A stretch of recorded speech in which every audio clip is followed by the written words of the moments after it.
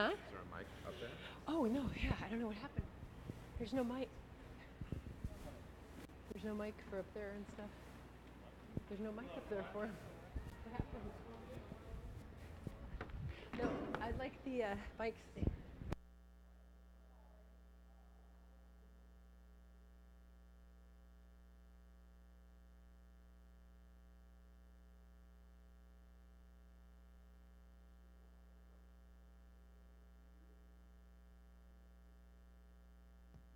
Check, check. Check, check.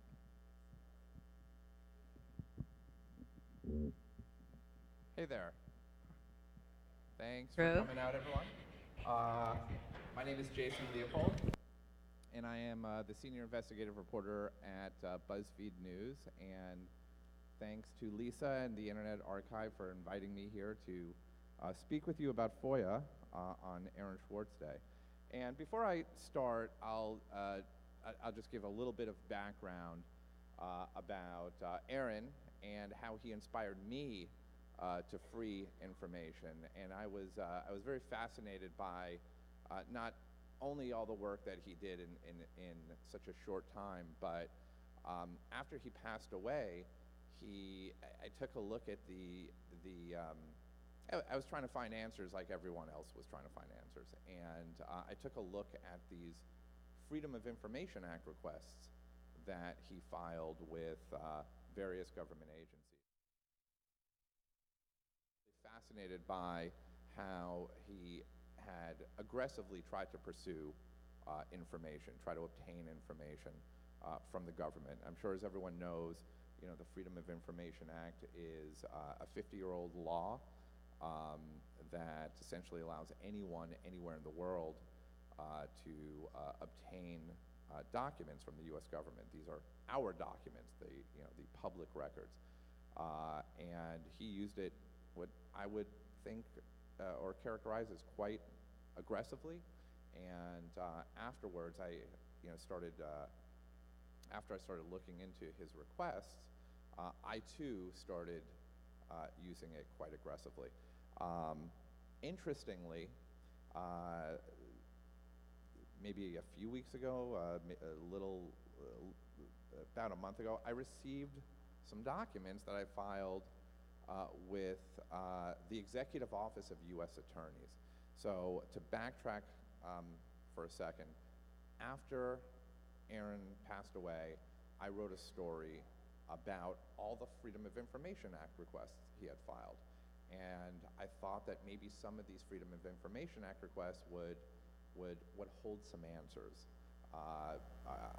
Obviously, during this the critical time and what he happened to have been going through and dealing with regards to the government and at that time, which I, by the way, saw as just this unbelievable injustice. So I wrote about his requests. He had one request on, I think it was to the Department of Treasury, but it was on a platinum coin. He wanted some information on this platinum coin. He did not get any records. He also filed a Freedom of Information Act request with, I believe it was the Defense Department, for videotapes that showed the abuse of Chelsea Manning. He didn't get anything on that. But afterwards, I started to file requests with various government agencies, the Executive Office of U.S. Attorneys, which would have been, the main office that handled the pursuit, prosecution of Aaron, the Department of Homeland Security, Secret Service, FBI. Oddly, a few weeks ago, I received some documents from the Executive Office of U.S. Attorneys on Aaron, and I have not gone through these documents. I'm assuming that some of them have already been released, but they are heavily redacted. These are supposed to be some images here. They're redacted. But I haven't had a chance to go through some of these records. There's something here from the Secret Service. Point being that it's been a battle and incredibly difficult to try and pry loose information, even 5 years later. So, let me just tell you a little bit about myself and how I use the Freedom of Information Act, why I think it's important, and how it's allowed me to break a number of stories. Obviously, I'm a journalist. I like to free information, but I also love landing scoops, and that's what I'm thinking about when I'm filing FOIAs. So, when I first started using the Freedom of Information Act, it happened almost by accident. And this was around late 2009, early 2010. I had filed FOIA requests during the Bush administration, but mostly relied on anonymous sources to report. And having, gotten into some hot water for using anonymous sources, around late 2009, early 2010, a person that I had been speaking with handed me a bunch of documents and said, hey, I think there may be a story here. So I took a look at these documents, and they were from the Air Force. And what these documents showed is that these were a PowerPoint presentation. And these documents showed that the Air Force trained nuclear missile officers. So these are the men and women who turn the keys on the ethics and morals of launching nuclear weapons. And these PowerPoint slides showed or had depictions of Jesus Christ on a horse holding a nuclear missile, and a former Nazi SS soldier who's also happens to be the father of the modern day space program. These two examples of the ethics and morals of launching nuclear weapons. Essentially it was, look, Jesus wouldn't launch a nuclear weapon if he had the opportunity to. And this Nazi is, he was a Nazi, but he's a great guy, and he would, he would have done it as well. And I couldn't believe what these documents showed. So I contacted the Air Force, and they said, oh yeah,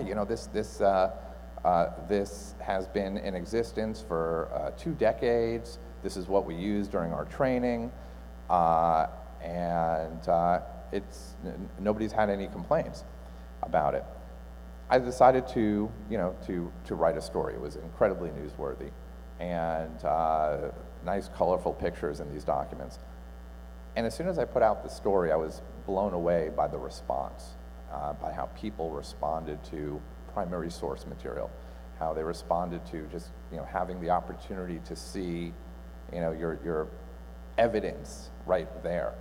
And within 24 hours, the Air Force suspended this training program because then other people found it offensive and perhaps not so ethical, but I found it very newsworthy. And within a week, it was canceled. They ended it, so after 2 decades. So the power of information, of prying loose information, of freeing information, particularly the government's own documents, and seeing how people responded to it was amazing. And at this time, I had been covering national security, covering issues such as the CIA's torture program, Guantanamo, various covert programs that intelligence agencies were working on. So it was very, very difficult being a reporter at that time, and even it still exists now, but it was very difficult to get anyone to obviously speak on the record, to talk about the CIA's torture program, for example. We know that people who have spoken out about it have been prosecuted for revealing classified information or violating non-disclosure agreements. That was one thing I dealt with whenever I tried to interview someone at Guantanamo. When you serve at Guantanamo, they actually make you sign a non-disclosure agreement. which essentially says you can never talk about Guantanamo. So I started to use the Freedom of Information Act aggressively to try and get answers to many questions that I had. For example, what was happening in Bagram when the CIA was there? How was the military force-feeding detainees at Guantanamo? What was the standard operating procedure? So I started to file these requests, and much to my surprise, I started to get records back. Now, I should say that at this time, it was not that difficult to get documents back. It's become a lot more difficult for me right now, and I'll get into that in a bit. But I started to, obtain these records, and I was very fortunate to break a number of stories. For example, a story about how the CIA played a very heavy role, prominent role in the production of Zero Dark 30. I did obtain the standard operating procedures on Guantanamo force feeding, which was then turned into a video by Mos Def, in which he tried to undergo force feeding. But I started to use this tool aggressively, and my goal at that time, which still exists now, was to basically build a pipeline. And anyone who's heard me speak before has probably heard me say this. I try to file at least 5 to 10 requests per week, with the hope that eventually when the agencies get around to it, that by the time they get around to it, some time will pass, and I will get a steady stream of documents in my mailbox every day. And that's certainly the case now. Sometimes it doesn't work out where it becomes where it will result in a news story, as these documents on Aaron is evidence of that. But the key to getting documents from the government, one, you have to have a really, really good template. That's what's worked for me. A good FOIA template. You need to know how these agencies work. I've seen many, many FOIA requests, and I've seen people simply say, I want all the emails from Hillary Clinton, which, by the way, I did force the release of that via FOIA. Sorry. So, you have to you have to know how agencies work, and you need to know where documents could be stored. So, for example, the Department of Homeland Security. This is a massive government agency that has many different offices within the Department of Homeland Security. There's the Civil Rights and Civil Liberties section, there's Secret Service, there's Marshal Service, there's ICE, there's CBP, there's Intelligence and Analysis. If you're looking for documents, say, on perhaps the Department of Homeland Security, on how that agency monitored protests, maybe it was protests after the inauguration, what are the likely offices within the Department of Homeland Security that would have such records? So obviously Civil Rights and Civil Liberties and Intelligence and Analysis. But in order to understand that, you have to kind of do quite a bit of research. So I spend a lot of time researching, understanding systems of record. That's so important. I can't stress that enough. You should write that down if you file Freedom of Information Act requests. And by the way, let me just note that I'm also talking about federal FOIA. Systems of record are where records are stored, or the various systems that agencies have that maintain records. And these are the places where you can find perhaps various databases that the government is maintaining. And it will also help you cut down on the time by which an agency responds to your Freedom of Information Act request. So for example, if you sent a FOIA request about protests into Maine DHS without telling without telling the agency where to look for records, it's just going to keep getting routed, and they're going to be the ones that have to try and figure out where to look for those records. So you can actually save yourself about 6 months, no joke, 6 months time if you simply just spend a little time online understanding the internal structures of these agencies, the organizational chart, right? That's something to look at. FBI, for example, has many different divisions within the FBI, as does the CIA, and understanding, that these agencies have different components and different parts to it, and then look at the systems of record. So, if you're looking for, when I was looking for the CIA's torture program, I looked mainly to the clandestine division at the CIA, which I knew was largely responsible for, for that program. Eventually, when I wanted to, spread it out a bit, you go to the Office of General Counsel and all the various different components within an agency. So one of the main questions that, or one of the questions that I'm often asked is, how do I figure out what to FOIA? And I'll tell you, I wake up every day saying, oh my God, I don't know, what do I do? I don't know what to FOIA. And then I read a news article and I'm like, I'm FOIAing that. So an example is actually a recent example. So the Daily Beast published a story a couple of months ago after Sebastian Gorka was booted out of the White House.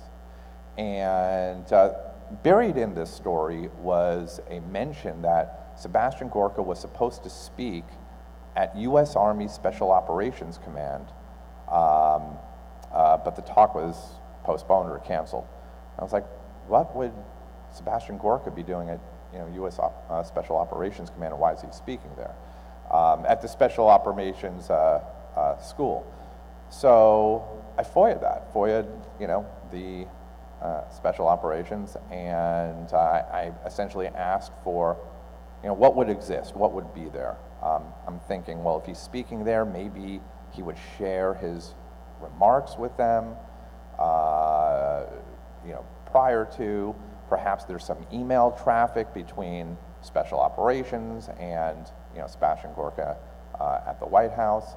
So I asked for all of that.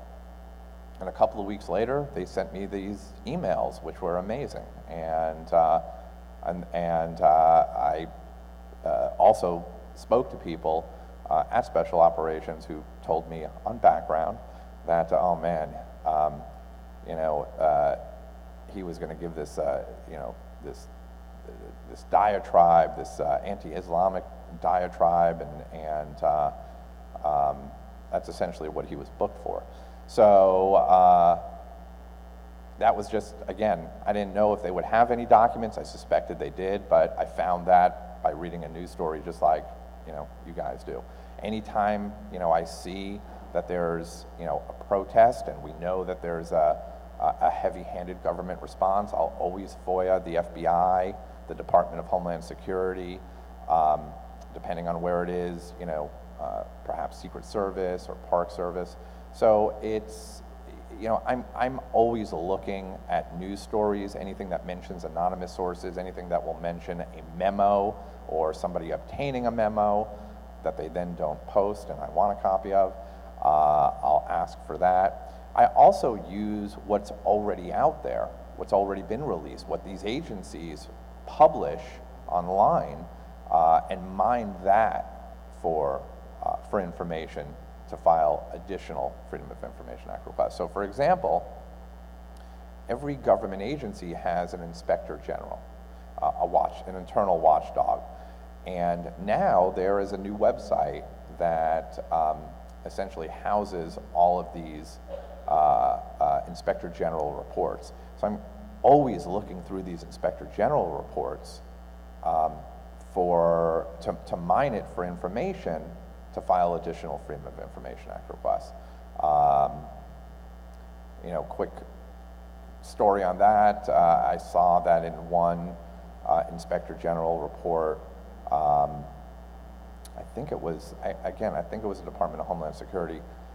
There was some allegations of sexual assault and child pornography.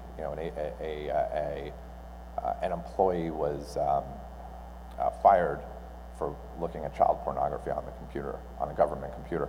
And I will tell you what's bizarre is that I have like a giant pile of Inspector General reports about government employees being fired for looking at child pornography on their government computers. I don't get it.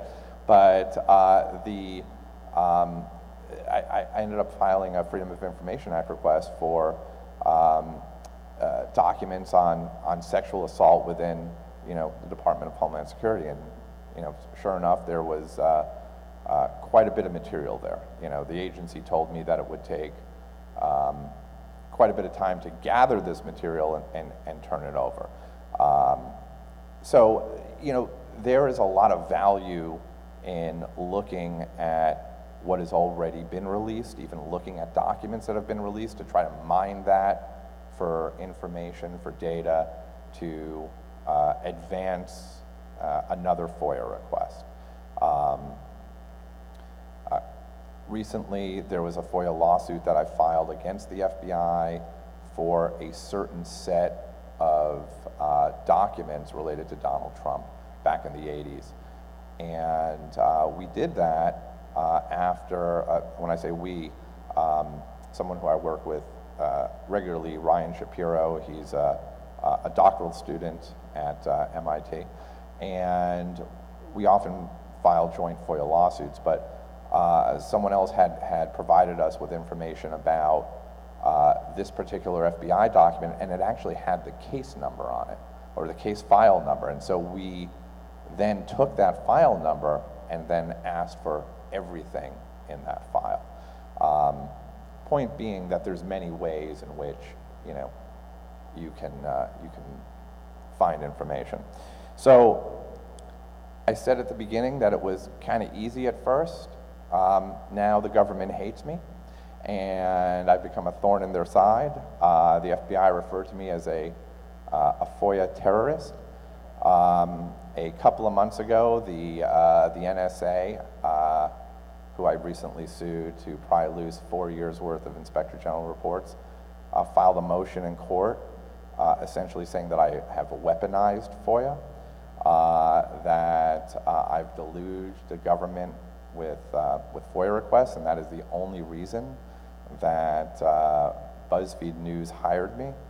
So it's not easy for me to get records at this point. When I would ask the FBI for certain documents, it took a while, but I would get them.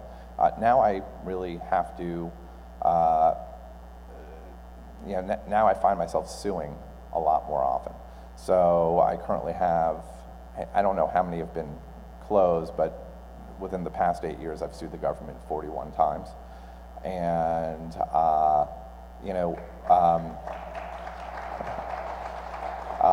thank you. And before I open it up to questions, the one thing I will say about that is, the freedom of, last year, the Congress passed these FOIA amendments codifying a memo that President Obama issued in 2009 that essentially says that all agencies should act with presumption of disclosure. And it was my hope, as it was many people who use the Freedom of Information Act, that all the agencies would say, all right, now we got to release these records. These amendments were supposed to make it easier for us to obtain these records, and it's supposed to make it easier for government agencies to release these records. And that certainly has not been the case this year. I have found it to be quite difficult to pry loose records out of this administration, and I'm not sure why. I'm not sure if it's simply the agencies, the analysts are saying, we don't have to release them now because we're, working with an administration that, they don't care, they don't want records released. But it's important. These are, these are the public's records. So I'm hoping that, we'll start to see a steady stream of records flowing out of this government, out of this administration, out of these government agencies. But it's been a battle. FOIA is a battle. When I sue the government, it's because, I feel that, out of the thousands of FOIA requests I still have outstanding, I feel that it's, these are documents that are really, really important and have to be released. That it's crucial to inform the public in a timely manner, as opposed to, sitting back and waiting, for 4 years. I mean, I filed this request 4 years ago, and they only, then they sent it to another agency 2 years ago, and now I have it. And it's heavily redacted, and now I have to appeal it. So, speaking of, appeals, I'll add this note. Whenever you receive a response back from the government, whether it's a denial or even if you get records, I would always appeal. I appeal everything. I appeal redactions, I appeal denials, I appeal whenever they say we conducted a thorough search, because I believe there's always more records that exist there. And let me just see if I had another note. And finally, I think that it's very, very important, if you're going to use FOIA, is to finally look at the FOIA logs. Generally, people think that journalists make up the majority of FOIA requesters, and that's just simply not true. It's corporations, it's lawyers, it's other parties who then, file requests and resell documents. Journalists make up just a sliver of all the FOIA requests that are filed, and there's more than 700,000 that have been filed with the government, with all government agencies. So you're seeing an uptick, and you're also seeing just a massive backlog that exists. So perfecting your FOIA requests is key. Filing good FOIA requests and having a good solid template is important, and so I would simply just encourage everyone to read the FOIA logs to get a sense of what everyone else is asking for, and read other requests, read other templates, and there's a nice little FOIA community out there, so reach out. And I will open it up to questions. Great. And thank you. Great, thank you. I'm trying to talk. Great. So yeah, I purposefully left a lot of time for questions because I knew there'd be people that would want to know stuff. Great. Thank you very much. That was incredibly interesting. So I just wanted Interesting, like good? Or? Interesting, very good, very good. So you talked a little bit about the work you do with Ryan Shapiro, and there's others who also are FOIAing a lot of documents. How do you as a community, well, I guess this is a question, is there a community of journalists who share information and tips about how to go about getting documents? Yes, depends on what we're looking for in terms of filing. In terms of how to ask, say, the FBI for a certain set of records. Yes, we do share tips with each other. There's workshops. For journalists, investigative reporters and editors is a group, made up of investigative journalists and editors, and we often share tips with each other. We have FOIA tip sheets. it's important that we try and help each other in terms of understanding how to obtain records, because the government, I mean, look, the government is constantly trying to stonewall the release of records. I can't tell you how many times the FBI has lied, about records that they claim they have that, or that they don't have, that I know that they have. Let me just give you like a quick example about that, which is, again, I'll use Aaron Swartz as an example. I asked the executive office of U.S. attorneys for records on him. Carmen Ortiz, who was prosecuting him, they said they had no records. There was nothing. And I mean, of course they have records. I know they're lying. And sure enough, I appealed, and here we are, right? I've got these. But because it's so difficult, and because some of us are a little bit more skilled at it, we do often assist each other. So there is a nice community there where we'll share tips. But if it's, if somebody tells me I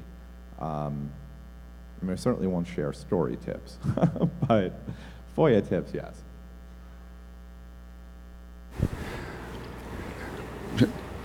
Jason, first, congratulations on the accolades you've been winning from the government for being such a great adversarial journalist. I'm curious, when you're forced to sue the government and the government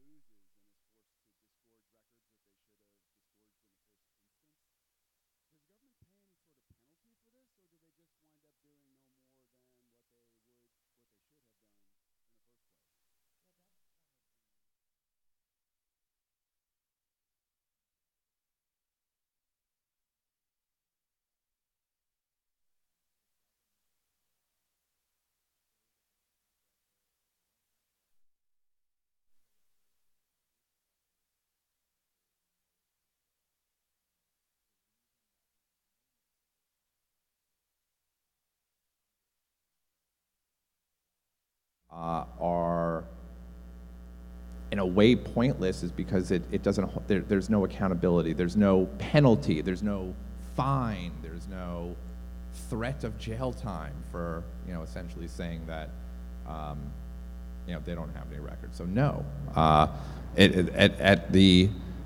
at most, they'll be admonished by the judge. When the NSA made this argument and disparaged me in this court filing, and it was just unbelievable when they said I was weaponizing FOIA. And they also claimed that they had this massive backlog that they could not possibly get to in time.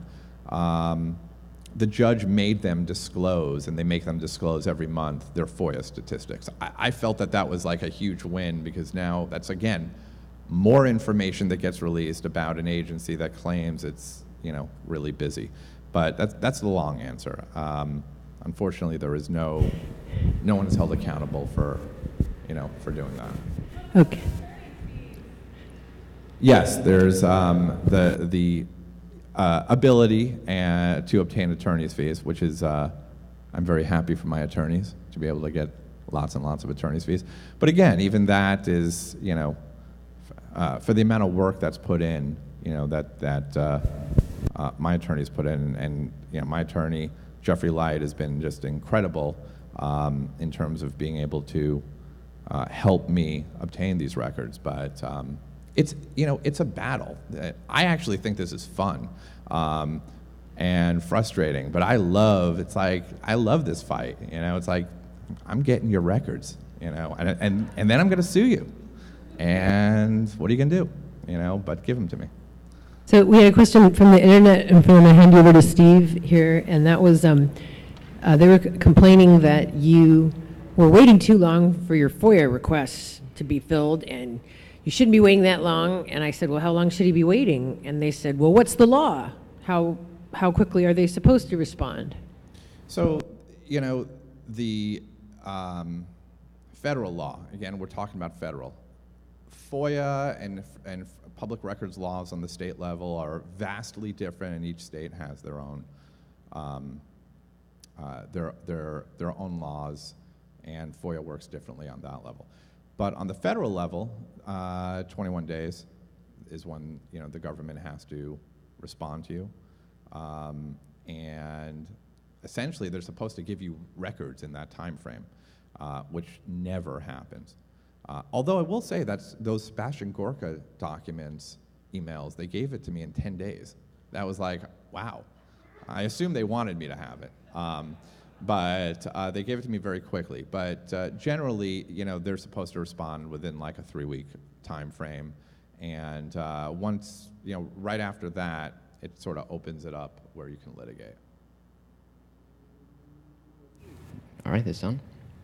Okay, a couple things. So I thought it was very interesting what you were saying about, if you can understand the structure of these agencies and you can submit FOIA requests much more effectively. What do you think the best ways are to obtain that knowledge? And do you interview someone who works there? Hey, hi, I'm Joe Schmo. Can you tell me about who might know this information or whatever? Are there ways to ask it so that you can not maybe necessarily say you're going to submit a FOIA request or whatever? And so on the systems of record, you can obviously just Google that, and every agency posts their systems of record, the record notices online. I don't know how many people here work with some of the analysts or the FOIA liaisons at government agencies, but I'm on the phone with them on a regular basis. I find them to be incredibly helpful. And I certainly don't want to paint them as the bad guys, so to speak. I feel that they can be very helpful in, one, telling me how to, perhaps perfect a request. Let me give you another example. I recently filed a request with the Department of Homeland Security for John Kelly, for emails in which John Kelly perhaps used the word Muslim. And the public liaison of the Department of Homeland Security responded to me and said, hey, can we get on a call and talk about this? And I said, sure. So somebody I speak to on a regular basis, she said, look, I want you to get the records that you want, but here's what you need to know. We don't have the ability, and may sound surprising, perhaps they're lying, I don't know, but we don't have the ability to just search for one word. You have to use conjunctive, she actually said, you have to use conjunctive phrases in your request. I was like, huh, interesting. So, we talked it out, and I put in my request. She also gave me a tip. She said, you're asking for talking points. For us, you should ask for briefing books. So each time the Secretary of Homeland Security has a meeting, we prepare a briefing book. That's subject to FOIA. So that was valuable information, right? That only happened as a result of having those conversations. So I regularly try to have those conversations. They actually like speaking to people, believe it or not. Again, aside from that, I really try to look online and read these these system of record notices. It became a tiny bit tedious having to refile the request for John Kelly and using the word Muslim. So last month, I just sued DHS for all of John Kelly's emails. I was like, all right, let's just do that. All right, cut to the chase. Yeah. And I just, sorry. Okay. I just wanted to say that I had very limited experience with this kind of thing, and I had the same experience that they were the government officials or the people that are answering the phone. When you ask them very specific questions, they seem to be kind of like a librarian. It's like very happy to give you more information, and I don't know. It was very interesting experience. So I just wanted to make that point. And you try, you don't start off asking them a bunch of questions. You just call the first time, right? Yeah. And maybe the second time, and you're kind of like, oh, I was wondering this. And then one day they'll be chatty. Who knows why? You let them talk, right? It was These interesting. are the analysts, the people who sort of sign your letters, for the most part. I mean, their job is to push these FOIAs through, to get this done. They're not thinking like, oh, Jason is looking for, documents on Osama bin Laden's porn collection, which, by the way, the CIA won't release. But, you know, they're thinking, here's another request that just came through. I have 6,000 outstanding that I have to finish up this month. I don't know what he's asking for. He's saying Muslim, John Kelly, I don't know how to do this.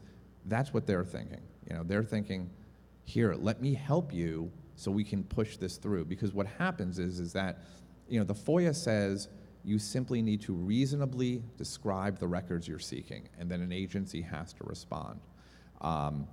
And as I was, you know, telling someone earlier, you can go back and forth with the agency for months and months and just fight over email, back and forth with letters, or you can actually just say, you know, I'm going to take the time and try and perfect this request and hopefully get records far quicker. Yes, Chelsea Manning. Hi, I have my own experience with FOIA, but so I hear. Yes.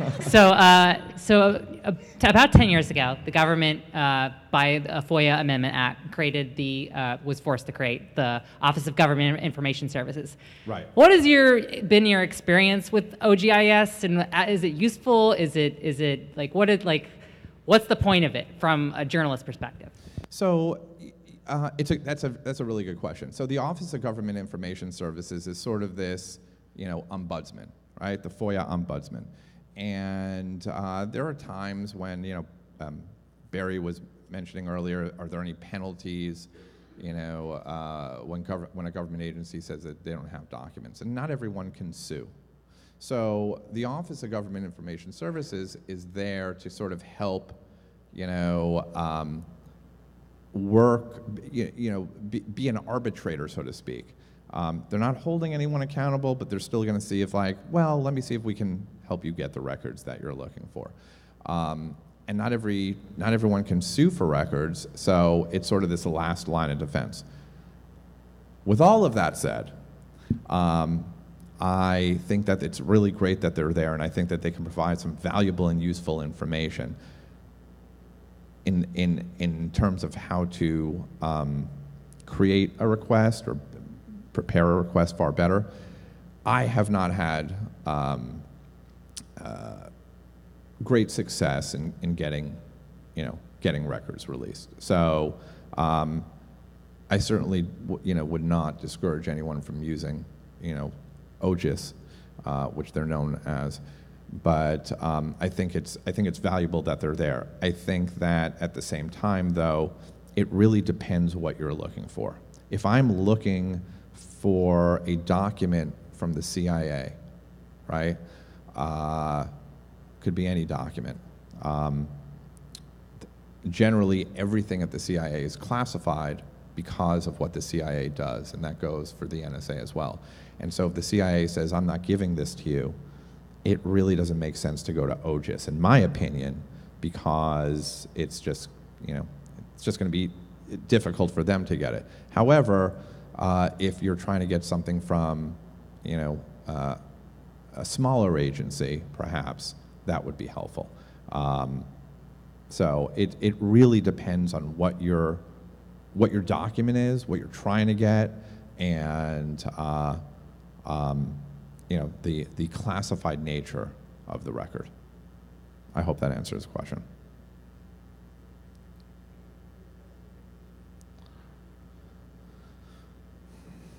Yeah. Okay. Hi. Well, thanks for sharing with us all the valuable information. I really appreciate your perspectives, especially you know, when you're using FOIA to obtain very valuable information that everyone should be aware of that the government is doing.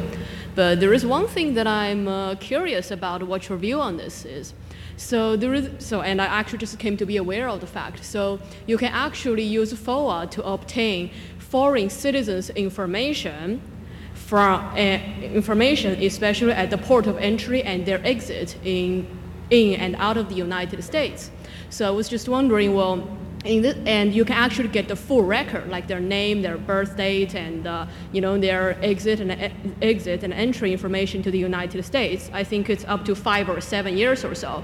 So I was just wondering, well, and it's from the DHS, one of the officers of the DHS. So I was just wondering, well, in the quest of FOA, and what are some of the, let's say, balances and checks? What are some of the good ethical practices that you could share with us? That while we're getting valuable information from government agencies, and while not, well, violating, let's say, foreign citizens' privacies.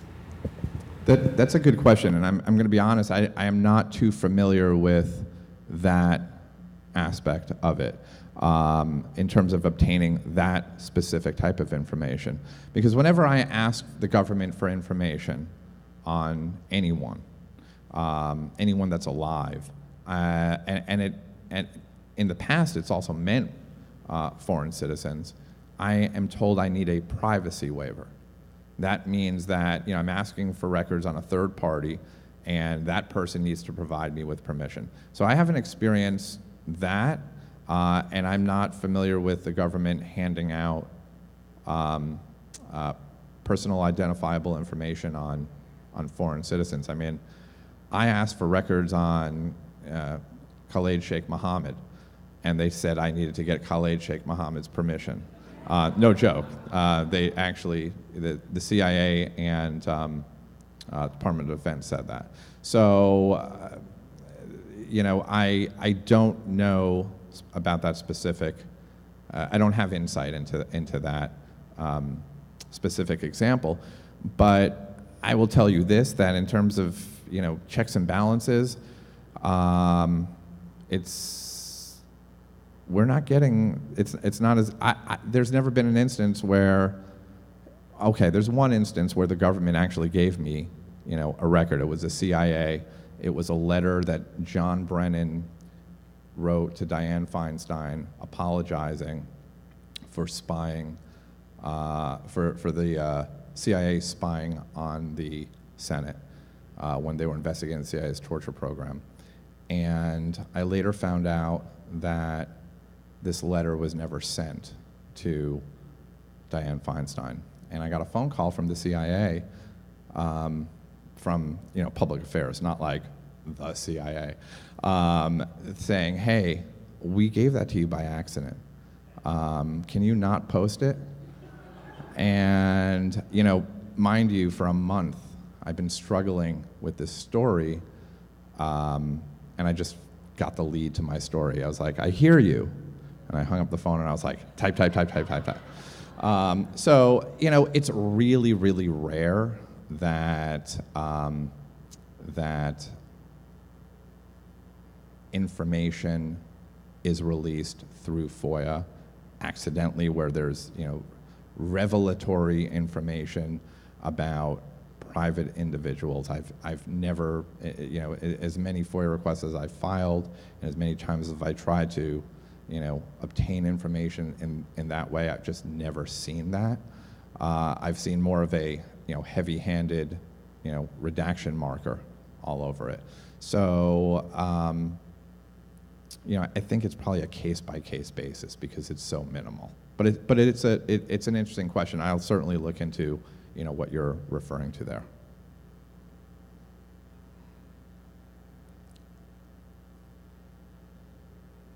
Hello, there we go. I'm wondering, do you always get an envelope with a stack of paper, and do they release electronic records? And in general, once you receive records, what kind of software tools or strategies do you use to, for instance, like find the word Muslim in 100,000 emails? I'm thinking of like the release of the foreign accounts information. I have another funny story about that. So I'll always, whenever I'm requesting records, I always ask for electronic copies of records. For some reason, the CIA refuses to release records electronically. Only will do it through with paper. In fact, I think they're being sued, not by me, by someone else, for failing to release electronic copies of records. There was one time when the Army sent me documents on a mini disc. Do you remember what those mini discs were?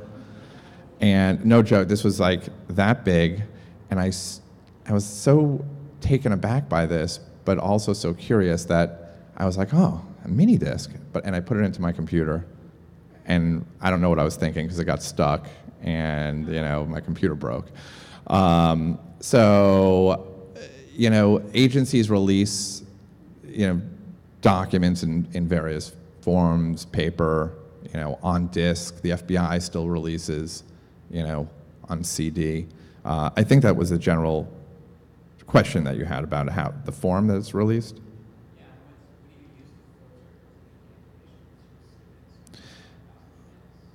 Right. So,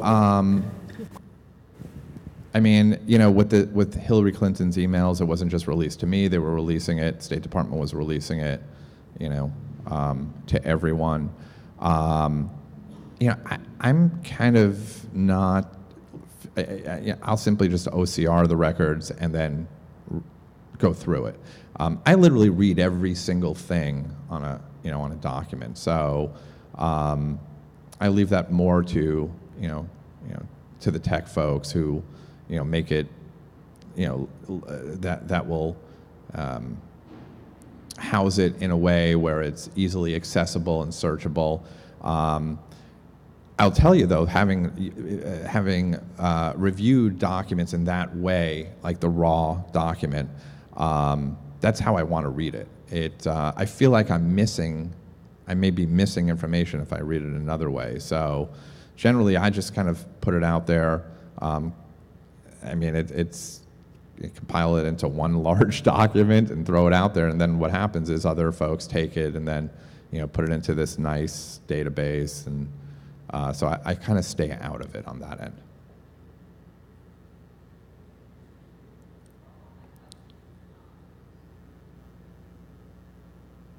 Check.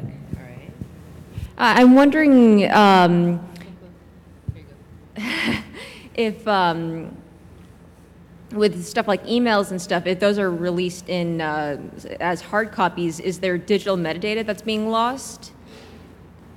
Is there digital metadata, like IP addresses or whatever that? Yes. Yeah, it is, and. I wanted to mention this as well, so thank you for that question.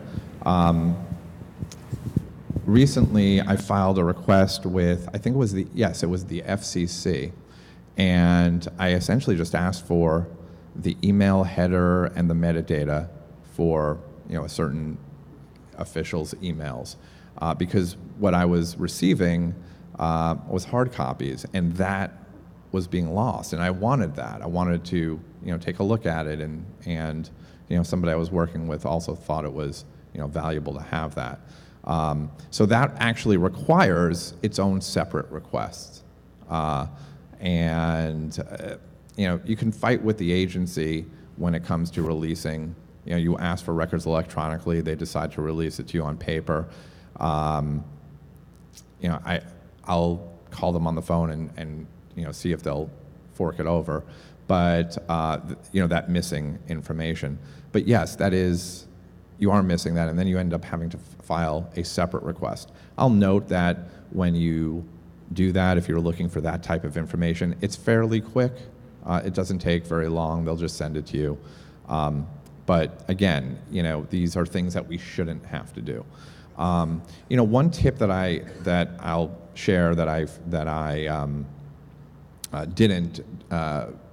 Previously when I was speaking about sort of this, larger world of FOIA is emails are very valuable.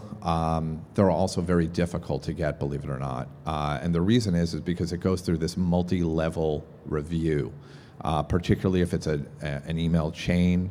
There's various, officials on that chain. So if I'm asking for a month's worth of emails, you can imagine maybe there's thousands of emails. If you're looking to get an idea of what an official was talking about, sometimes you can just ask for 1 day's worth of emails. I've been doing that more often because of the backlog, but it's also to get an idea of what are they communicating about that day. Maybe there's a tip in here. So I try to use that almost as a tip sheet. If it's Scott Pruitt, for example, and there was some big policy decision that was being discussed about climate change. You know, I would like the emails for one day. And I found that that comes, you know, fairly quick. So you have to, you also have to think about, you know, how to target your FOIA request in such a way that you'll end up with those records, the responsive records, in a more timely fashion. And then from there, you can kind of expand the scope of what you're looking for. Does archive.org have a channel so that the information that's gathered in the FOIA request can be made available at archive.org? Lisa? That's a good question for Brewster. So why don't I give him the microphone? Luckily, we have him right here. Not yet. We'd love it. I think there are some collections of FOIA documents, but not a steady stream. We'd love to have more. And the national. Be happy to give you all of my documents and. Woohoo! Let's round of applause on that. Woohoo! We're on it. That was wonderful. Huh? What? Electronic. Yes, yes, electronic on paper. I actually still have this pile of paper documents that's collecting dust that I haven't gone through. It's from the State Department, and I feel like this was truly punishment for, you know, the number of lawsuits I filed against them. But they just sent me this. It was like a stack. It like comes up to, it's like 3 feet high, and when they mailed it to me, I looked at the postage. It was $245. They spent $245 mailing documents. Wow. Okay, we're going to have one last question, and after one question from the interwebs, they're wondering if you are going to set up a pursuance for your FOIA. If I'm going to what? If you would set up a pursuance. Oh, were you here for the demo earlier? Uh-oh. Barrett Brown and Steve demoed their Pursuance project, which is it's an encrypted project management system with a lot of tools in it so people can collaborate all over the world and drill down like investigative journalist style. And it actually aligns with some things Aaron wrote about, and we were really excited about it like an hour ago. So that's why they're like, would you do one for your FOIA work? On the spot. Sure, yeah. Okay, great. Thank you very much. Yes. Be happy to. All right. Oops, there you go. Is it? Oh, okay, it's going. So something you said just a minute ago is that you know, getting the email headers in a separate request is not something that you should have to do. So Right. my question is, I'm sort of inviting you to rewrite FOIA. How should government transparency work, and you know, how would you make it, type of thing? I mean, going on a point that Barry Eisler made earlier, you know, I had the opportunity to testify before Congress for a congressional committee a couple of years ago about the Freedom of Information Act. And I mean, it's really simple, which is what I said in this testimony, which is these agencies need to follow the law. It's that simple. If they were to follow the law and abide by what the Freedom of Information Act states, you know, I wouldn't be bad-mouthing them all the time.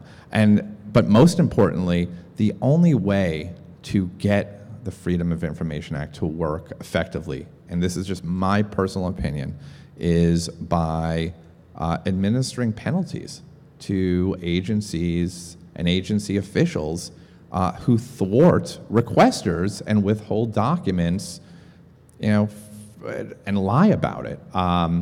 But that's how I feel it would be effective. Because right now there's just, you know, you're asking for the records, an agency can say yay or nay, you know.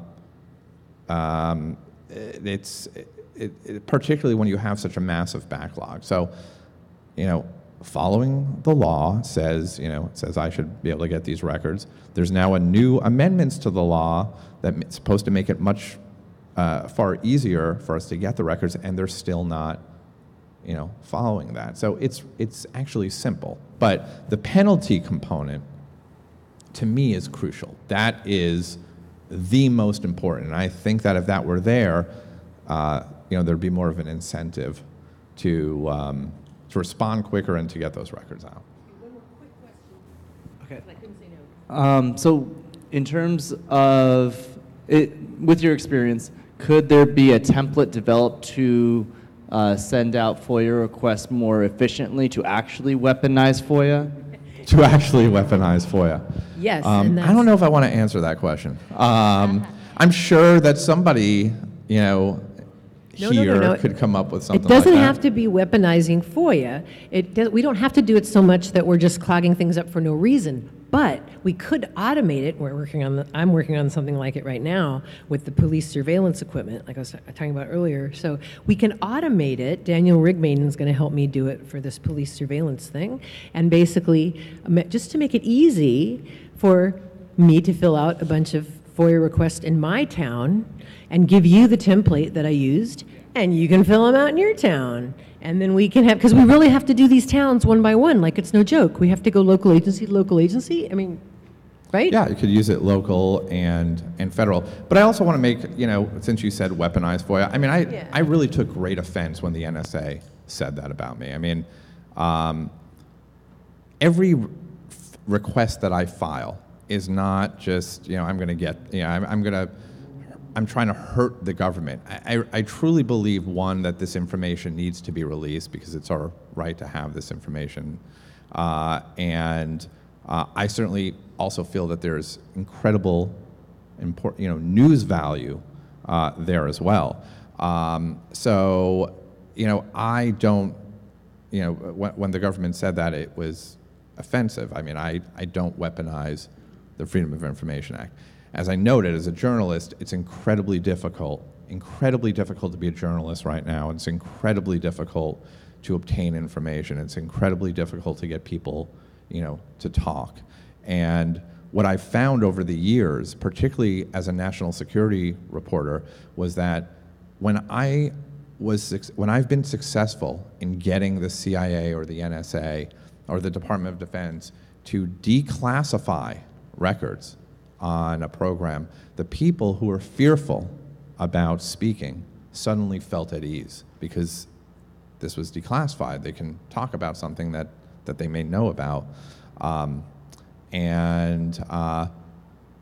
So the fact that government agencies, look upon me and other, people that they refer to as vexatious requesters, as a thorn in their side is just incredibly offensive. So, so I'd discourage you from weaponizing FOIA and encourage you to, make good use of it. Right, So, and there can be a middle ground where we're not weaponizing it, but we're making it a lot more easier to do it. And I'm hoping maybe if we made it easier too, maybe the other press people that call themselves reporters might use FOIA too and get. The last thing I'll note that the federal government is doing to make it even easier is, and it's my understanding that this is actually happening, is that they are putting together a universal portal.